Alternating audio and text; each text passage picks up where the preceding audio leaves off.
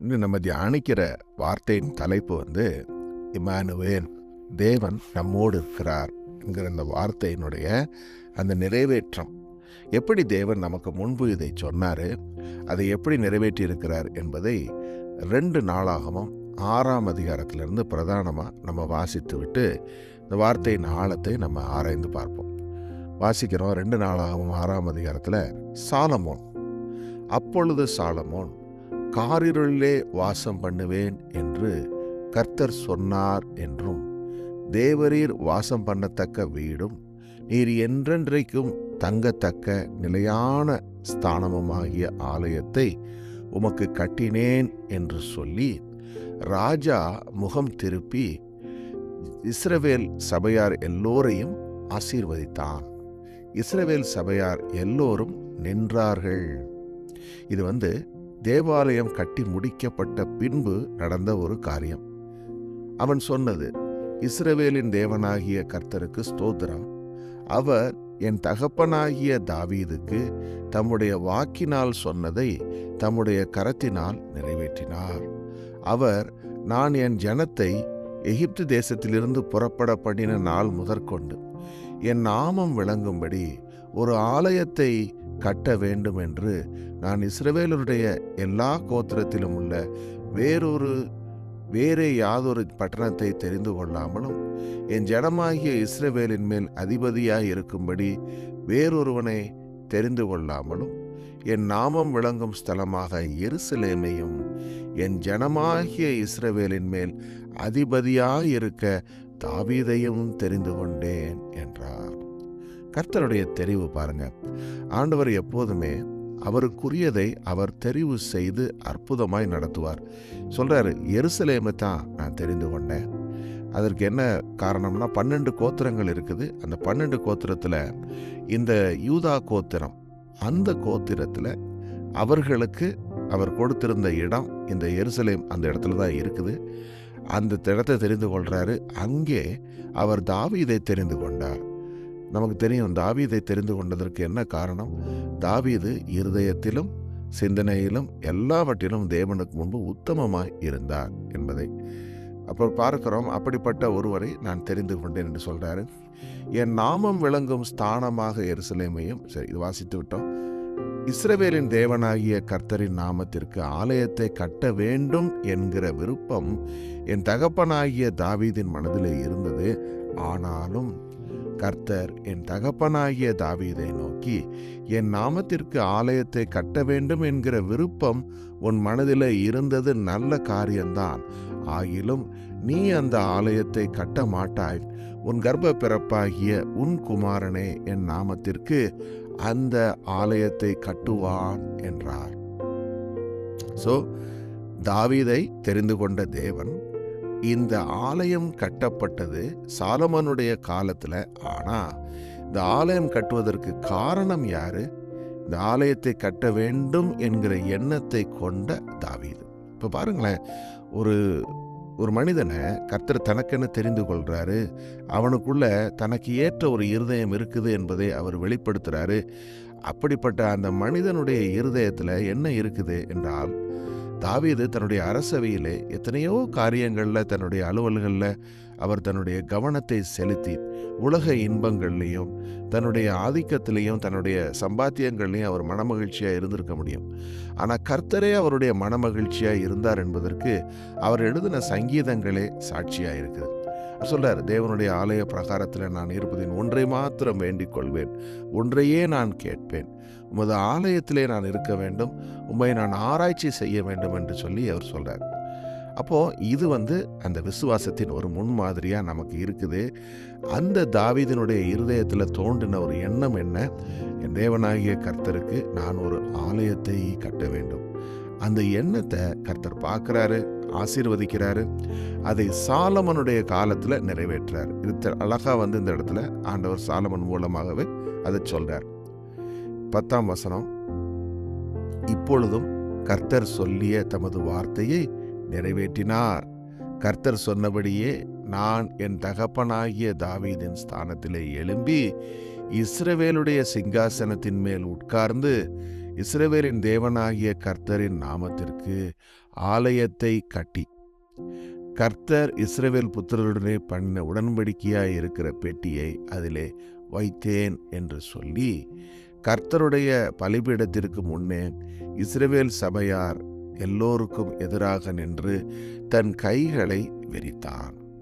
இப்போ சாலமன் இதை சொல்லி முடித்து இஸ்ரவேல் ஜனங்களுக்கு முன்பாக நின்று அவர்களை ஆசீர்வதிக்கிறாரு.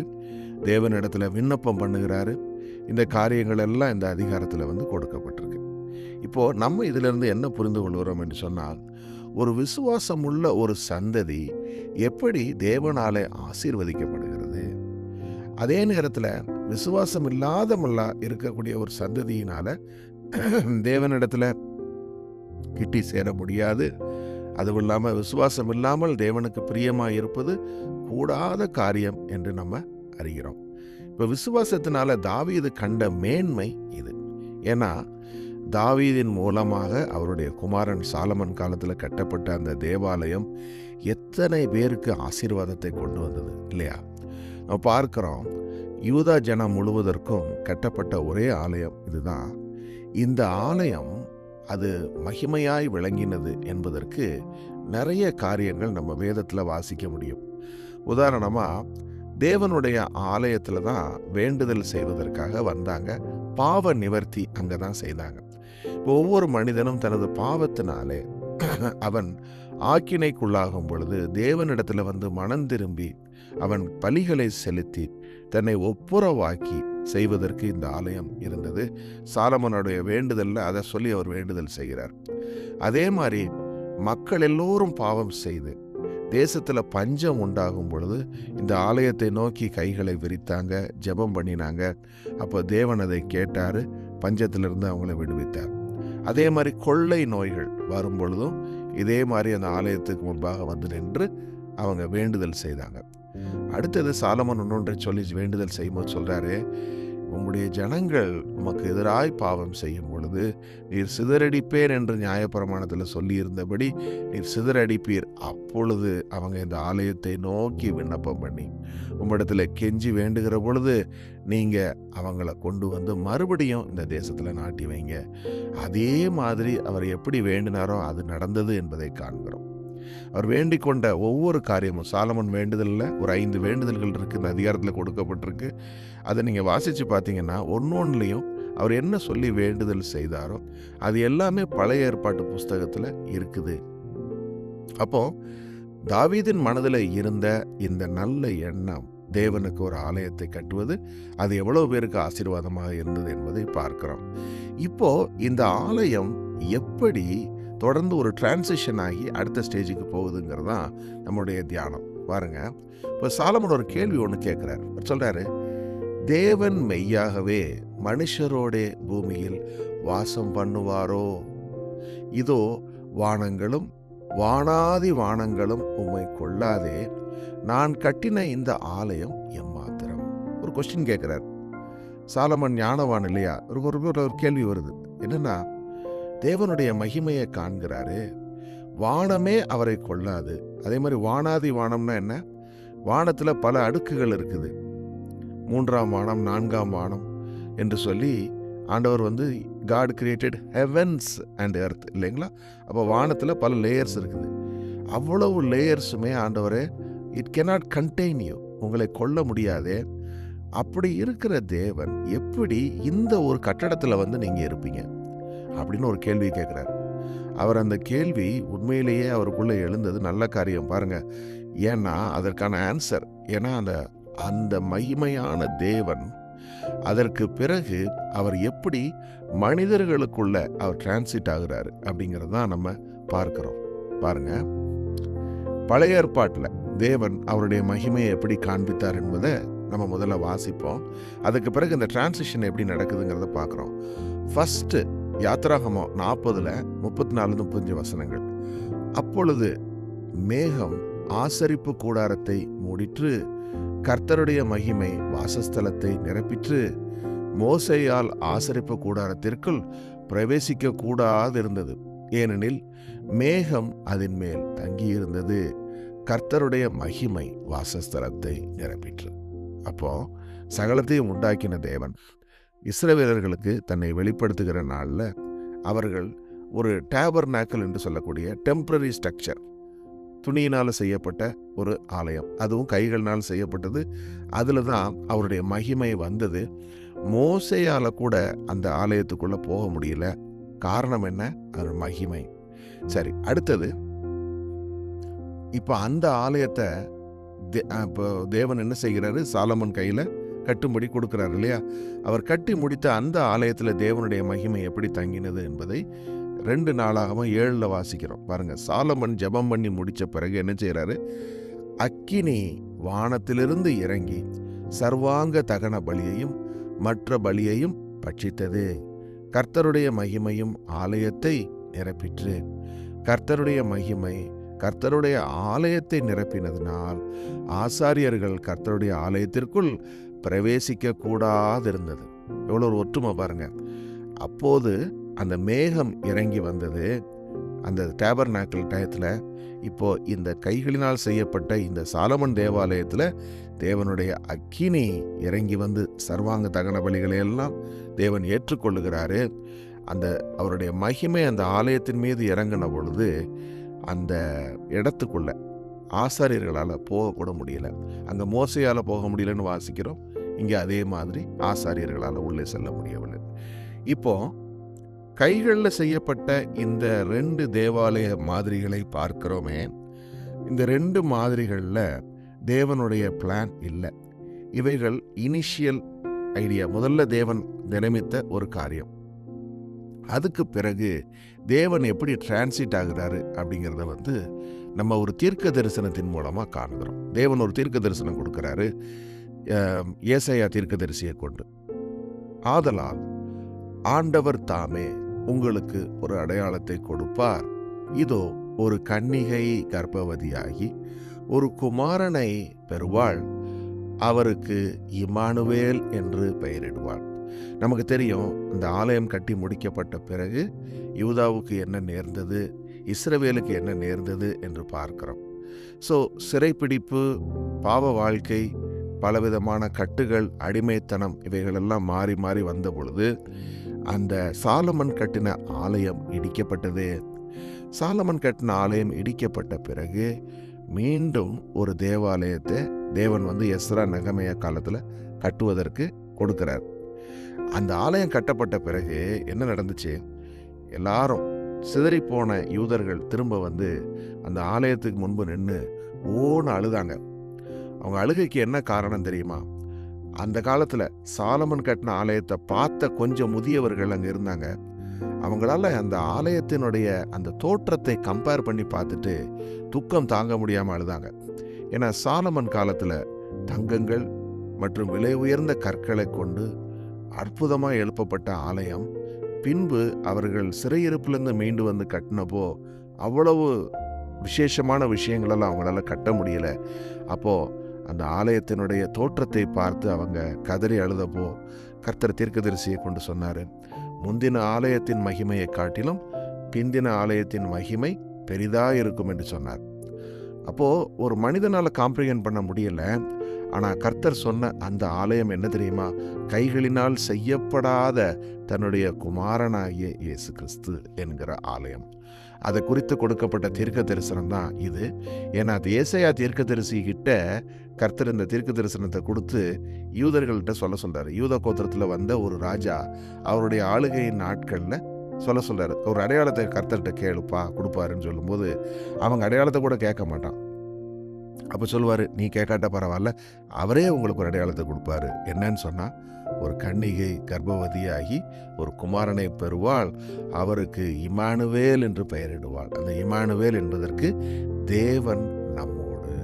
அப்போது இந்த அடிப்படை பிரின்சிபல் என்னன்னா, God wants to dwell among his children, his people என்பதுதான். அப்படி தேவன் வாசம் பண்ணுவதற்கு அவர் எப்படிப்பட்ட ஆலயங்கள்ல இருந்து மனிதனுக்குள்ள வந்திருக்கிறார் என்பதுதான் ஒரு காரியம். சரி, இப்போ இது எப்படி நிறைவேறுதலுக்கு வந்தது என்பதை மத்தேயுல நம்ம வாசிக்கிறோம். மத்தேயு 1 அதிகாரம் 21-23. அவள் ஒரு குமாரனை பெறுவாள், அவருக்கு இயேசு என்று பெயரிடுவாயாக. ஏனெனில் அவர் தமது ஜனங்களின் பாவங்களை நீக்கி அவர்களை இரட்சிப்பார் என்றான். மரியாளுடைய கணவன் யோசேப்பு, அவனுக்கு வந்த சொப்பனத்துல தேவதூதன் அவருக்கு சொன்ன வார்த்தைகள் இவை. என்ன சொல்றாரு? உன் மனைவி மரியாளை நீ ஏற்றுக்கொள்ள, நீ சந்தேகிக்காதே. அவள் பரிசுத்த ஆவியினாலே கர்ப்பவித்திருக்கிறாள். அவருக்கு பிறக்க போகிற குமாரன் அவர் இம்மானுவேல், அவருக்கு இயேசு என்று பெயரிடுவாய். அப்போ இயேசு என்ற நாமத்துக்கு என்ன அர்த்தம் இங்கே போட்டு கொடுக்கப்பட்டிருக்கு? என்ன? யெஷுவா என்கிறது தான் அந்த மூல மொழிபெயர்ப்பின் வார்த்தை. எபிரேய சொல் யெஷுவா என்பது, அதற்கு என்ன அர்த்தம்? யாவே சேவ்ஸ், அதாவது யெகோவா தேவன் காப்பார், ரட்சிப்பார் என்கிற ஒரு அர்த்தம் அதற்கு இருக்கிறது. அப்போ நம்ம ஆண்டவராகிய இயேசு கிறிஸ்து தன் ஜனங்களை பாவங்களிலிருந்து ரட்சிப்பார் என்பது அதுதான் இங்கே போட்டிருக்கு. தீர்க்கதரிசியால் உரைக்கப்பட்டது நடந்தது. அவன் இதோ ஒரு கன்னிகை கர்ப்பவதியாகி குமாரனை பெறுவாள், அவருக்கு இம்மானுவேல் என்று பெயரிடுவார்கள் என்று சொன்னான். இம்மானுவேல் என்பதற்கு தேவன் நம்மோடு இருக்கிறார் என்று அர்த்தமா. அப்போ துல்லியமா அந்த ப்ராஃபஸி இயேசு கிறிஸ்துவாகிய நம்ம ஆண்டவர் மூலம் நிறைவேறினது என்பதை நம்ம பார்க்கிறோம். சரி, இப்போ தொடர்ந்து அடுத்த ஸ்டெப்புக்கு போறோம். இப்போ அந்த எப்படி இந்த டிரான்சிஷன் நடக்குது அப்படின்றத பார்க்கறதுக்கு 3 படி நிலைமைகள். ஸோ முதல்ல இருந்தது வாசஸ்தலமாகிய டேபர்நாக்கிள் அண்ட் டெம்பிள் என்பது. அப்புறம் ஆண்டவராகிய இயேசு கிறிஸ்து அவர்தான் வார்த்தையாகிய தேவன், அவர் நமக்காக மாம்சமானார் என்பதும், அவருடைய அந்த பூமியில் அவர் வாழ்ந்த காலகட்டங்கள், இந்த 33 ஆண்டுகள் அவருடைய ஊழியத்தின் நிறைவேற்றம், அதற்கு பிறகு அவர் பரமேறி சென்ற அந்த ஒரு காரியம். 3வது நிலை ஒன்று இருக்கிறது. அது என்னவென்று சொன்னால், விசுவாசிகளாகிய நம்மீது பரிசுத்த ஆவியை பொழிந்தருளுவேன் என்று வாக்குத்தத்தம் பண்ணினார். அவர் சொன்னதை நிறைவேற்றினார். 40 நாட்கள் நீங்க காத்திருங்கள் என்று சொன்ன பொழுது அவர்கள் காத்திருந்தாங்க இல்லையா? அப்பொழுது பரிசுத்த ஆவியானவர் இறங்கி வந்தார். மகிமையின் மேகமாக அவர் இறங்கி வந்தார், பரிசுத்த ஆவியாக. அப்போ அப்படி இறங்கி வந்த அந்த காரியத்தின் மூலமா இன்று நம்ம அந்த ஆலயமாக மாற்றப்பட்டிருக்கிறோம் இல்லையா?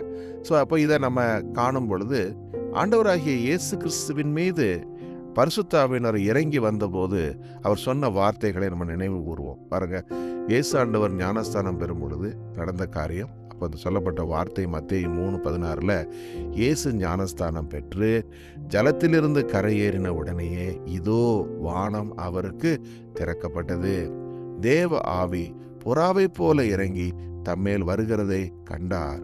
அன்றியும் வானத்திலிருந்து ஒரு சத்தம் உண்டாகி, இவர் என்னுடைய நேசகுமாரன், இவரில் பிரியமாயிருக்கிறேன் என்று உரைத்தது. இப்போ மகிமையின் தேவன் ஆண்டவராகிய இயேசு கிறிஸ்துவின் மீது இறங்கி வருகிறார். வரும் பொழுது ஒரு சத்தம், ஒரு பெரிய தொனி உண்டாகுது.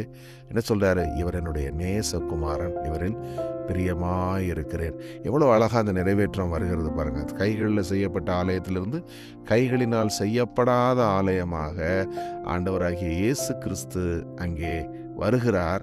அவர் மீது தேவ ஆவியானவர் இறங்கி வருவதை காண்கிறோம். ஒரு அழகான ஒரு ஒப்பீடு பாருங்க. ரெண்டும் பழைய ஏற்பாட்டில் இருந்த ஆலயம், புதிய ஏற்பாட்டு ஆலயம். என்ன நடந்தது? பழைய ஏற்பாட்டில் ஒரு மேகம் இறங்கிற்று யாத்திராகமம் 40. இங்கே ஆண்டவராகிய இயேசு கிறிஸ்துவுக்கு வானம் திறக்கப்பட்டது மத்தேயு 3:16. அதே மாதிரி தேவனுடைய மகிமை ஆலயத்தை நிரப்பிற்று என்று வாசிக்கிறோம். இங்கே பரிசுத்த ஆவியானவருடைய நிறைவு ஆண்டவராகிய இயேசு கிறிஸ்துவை நிரப்பிற்று என்று பார்க்கிறோம்.